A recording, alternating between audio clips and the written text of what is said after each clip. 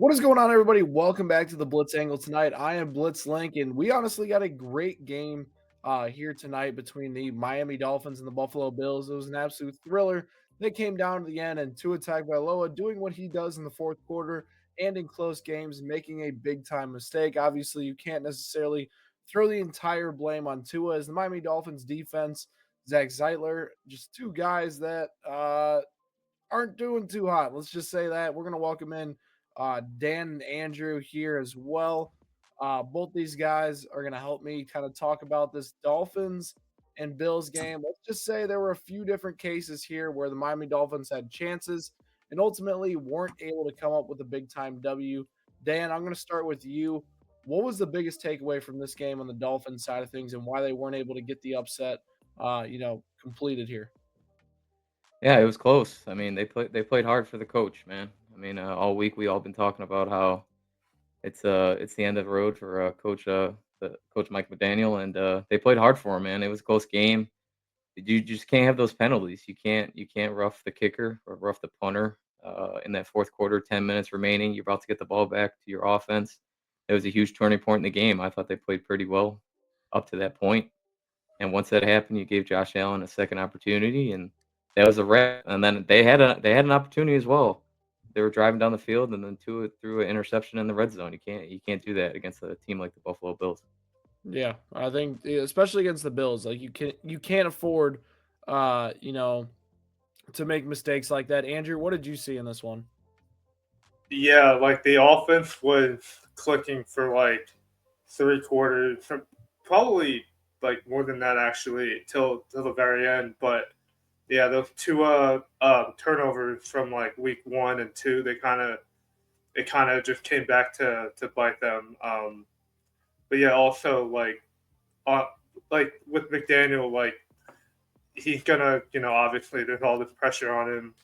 Um, but if your defense can't make it stop and do that, then you're just not going to win the game. So Yeah, I think one of the more interesting parts about it too is like it kind of felt like the Miami Dolphins. Everything was really difficult on offense today.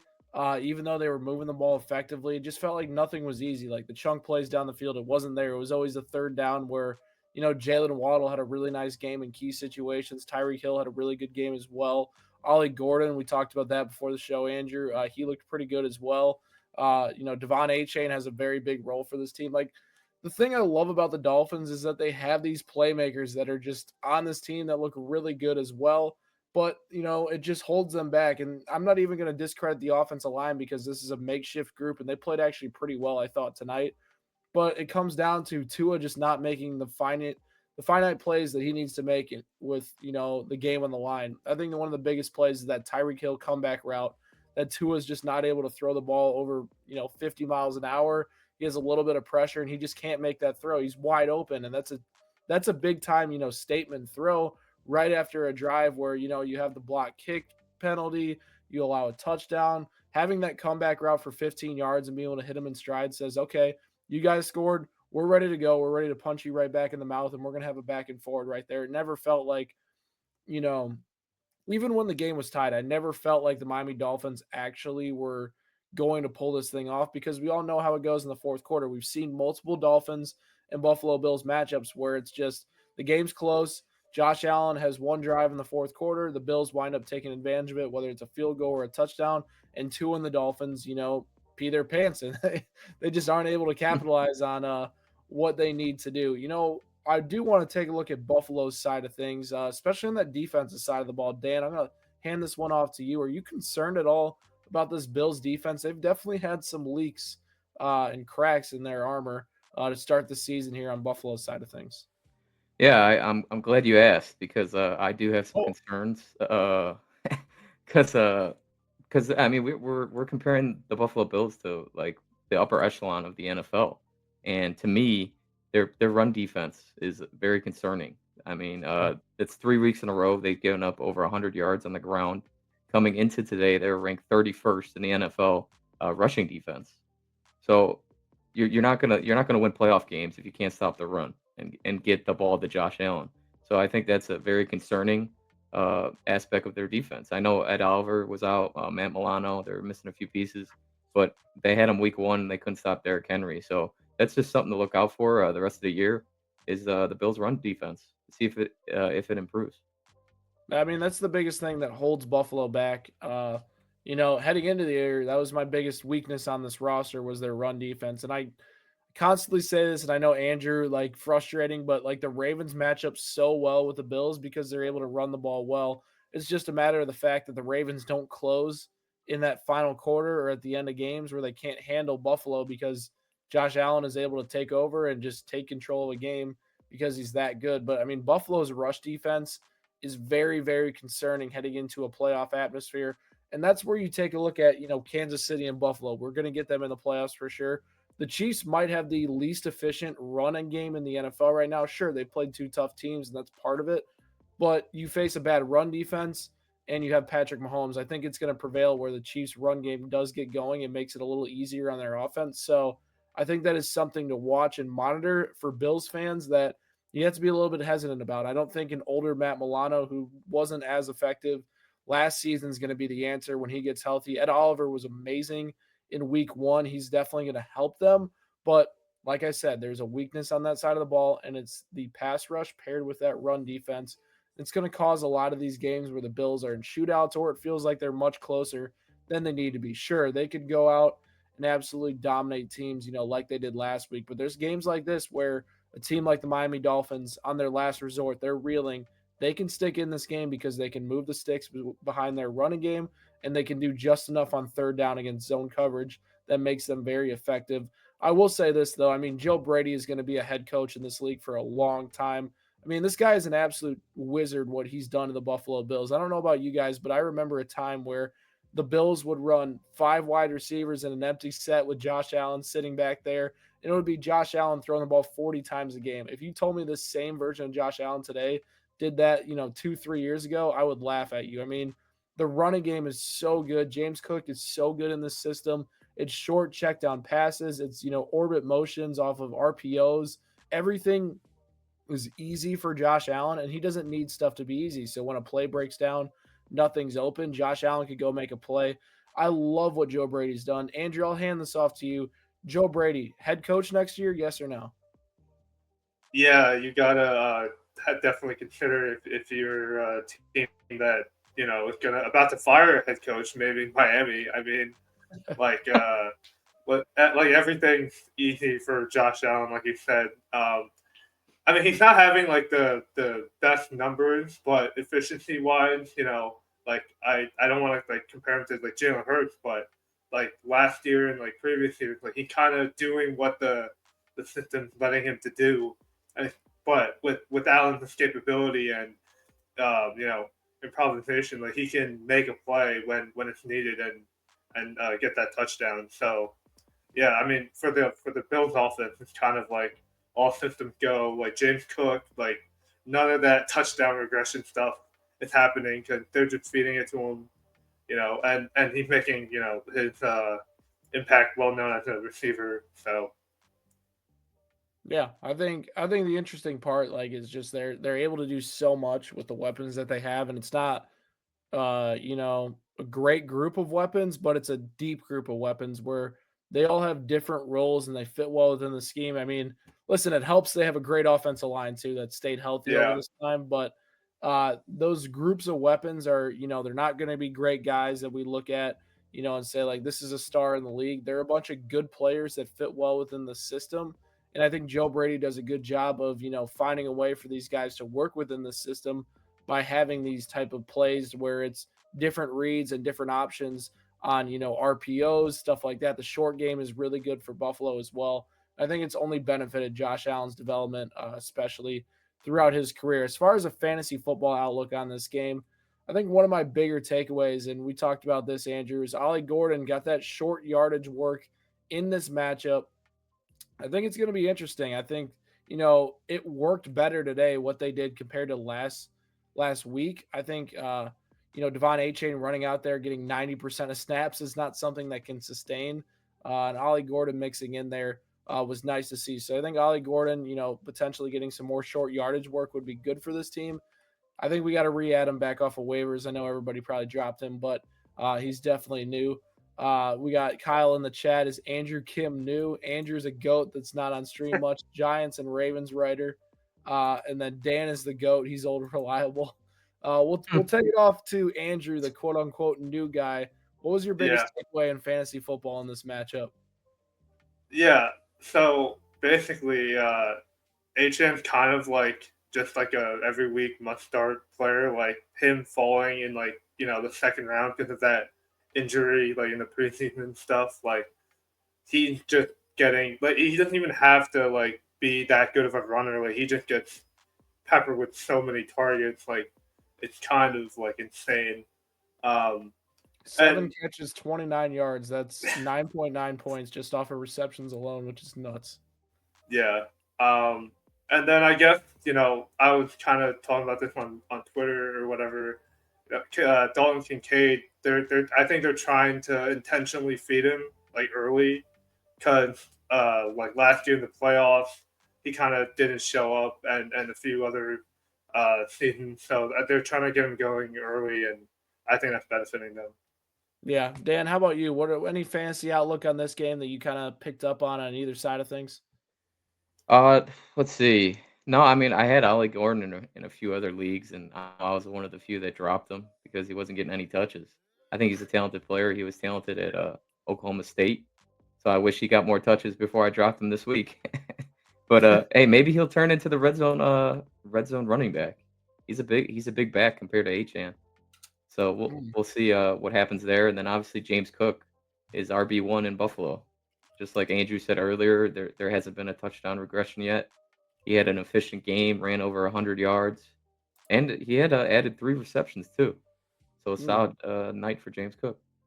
Was a very solid night. I'm going to pull up my start and sit article from this week, and let's take a look at where Ryan was right, where Ryan was wrong. Uh-oh. I think this little new segment keeps me accountable on my picks. Lock them into your lineup. Josh Allen, James Cook, Devon Achane. I think we're all good on those ones right there. Strong starts. Tyreek Hill, big time touchdown catch from him today. He cashed in on that.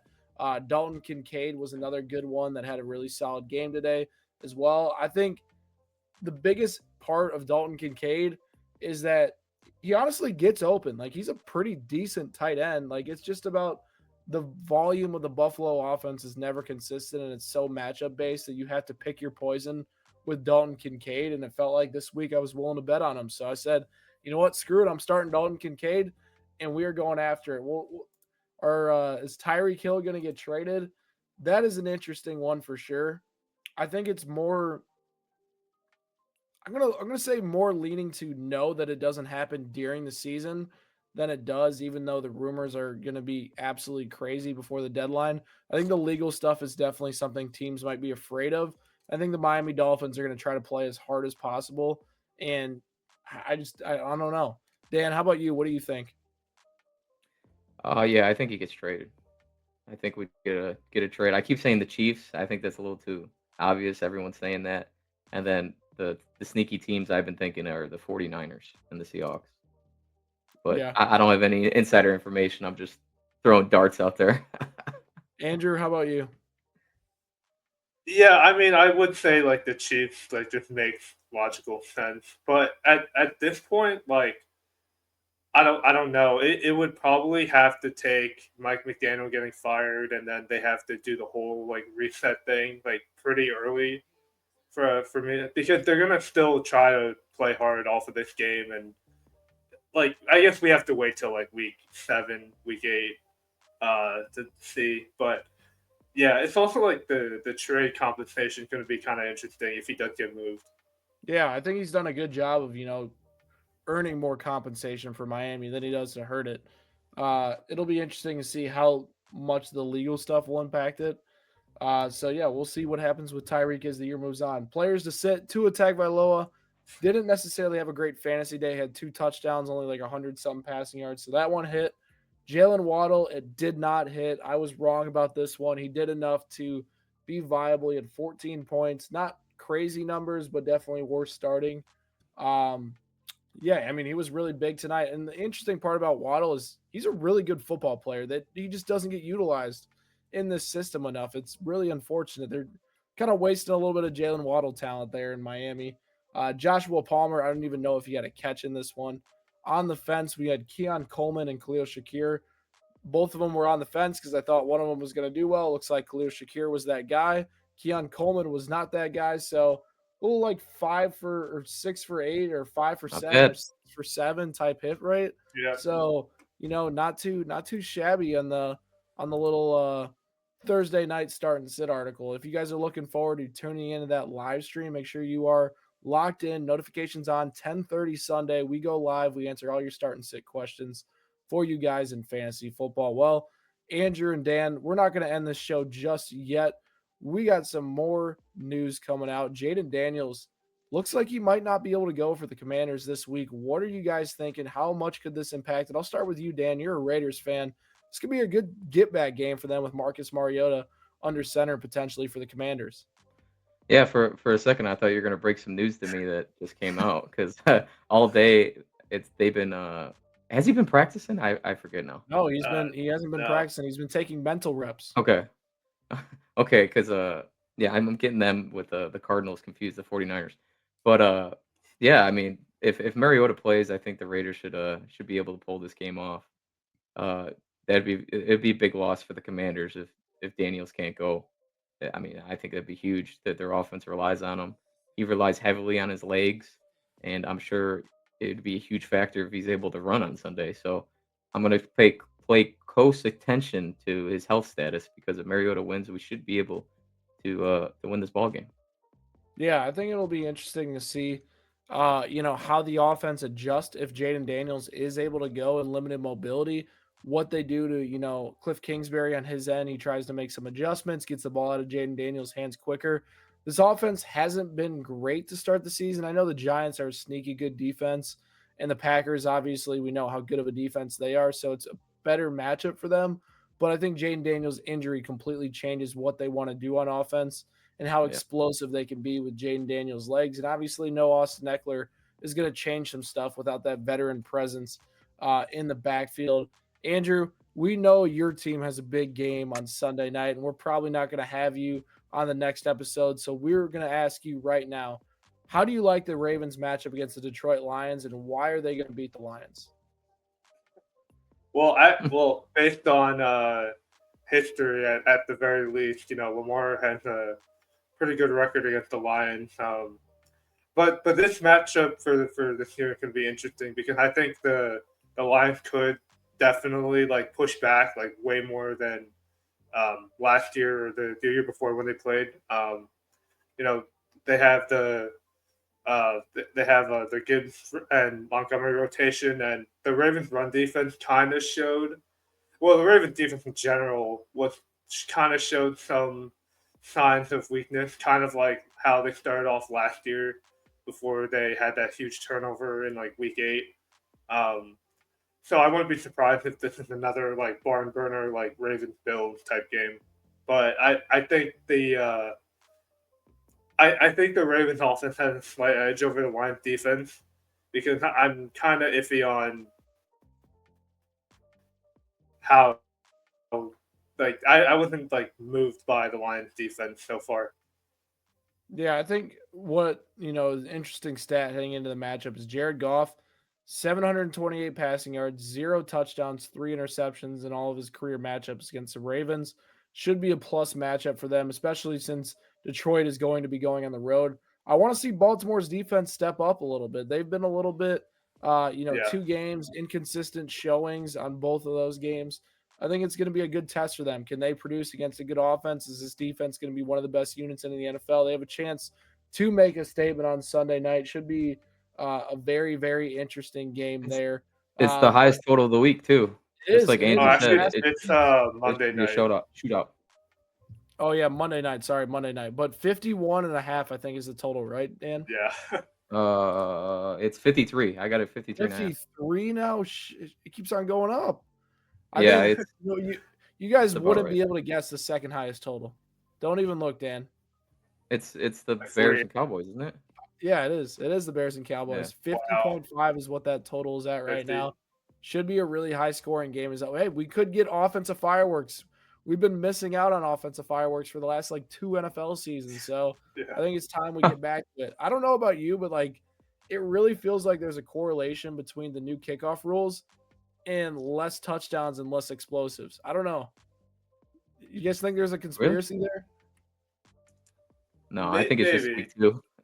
It's just week 2. Yeah, that too. You gotta give That's it like it. a few more weeks. You got to give it a few more. I Yeah. don't know. It's weird because like think about it. You get the ball at the 35, 40-yard line, right? You either go down and score and the other team gets it there, or you just punt it and the other team's within the 20, just like that. And Hmm. you're basically playing the field position game until one team scores. So it's like Yeah. I think it's just a weird spot to go. I understand they want to do the whole return thing. I honestly could care less. I don't think kickoff returns are the most interesting part of the game. I get they want it to be an element of the game, and I think there's some flavor to it, but I'm not Yeah. sure it's Well, worth degrading the product of the offenses and defenses if we get like 2 more good kickoff returns a game. Like I don't think that's what people want to watch. I don't know. It could be an unpopular take, but I think that's where my stance is starting to lean on. I think it's just a little bit weird that yeah, well, that's they did it for player safety, and I think it's Yeah. more dangerous now for the returners. So I think the oh returners dude, are did you getting see lit up. D. Eskridge, man, he was flying. If one defender comes through and just absolutely clocks him, he'd be sent to another universe with the way he was moving. Like Yeah, I think it's I more dangerous honestly, now. Yeah. yeah, but okay, the stats will say like there's less concussions, blah blah blah, all that Yeah, stuff. it's one guy getting it, the returner. Yeah, Yeah. it's just the returners that are getting hurt instead of everybody else on there. It's not guys flying down the field at 100 miles an hour colliding with the returner. It's just the Yeah. returners that have to suffer. Unfortunately, being a punt and kick returner is the most thankless job in the NFL Oh, yeah. because you're going to get absolutely destroyed. If you fumble, you're going to be the least likable guy on the planet. But if you score a touchdown in the like one time it happens out of like 100, you're the freaking hero. You're the man. And you might not even win the game because of that 1 in 100 case. Like it's being a returner is such a hard job. And a lot of those guys are like the wide receiver 5, wide receiver 6, cornerback 5, cornerback 6. Like they're literally barely on the roster and one bad mistake and they're gone. Like it's a thankless position. That is for sure. But yeah, we went a little bit tangent here tonight on the Blitz angle. We really appreciate to you guys that tuned to this quick live stream. We all knew this was going to be a quick one with a shorter game and not necessarily a lot of details going at it. But appreciate all y'all tuning in. Drop a comment down below what your thoughts were on each team and hit that subscribe button for more Blitz Sports Media content. Me, Andrew, and Dan will catch you guys next time.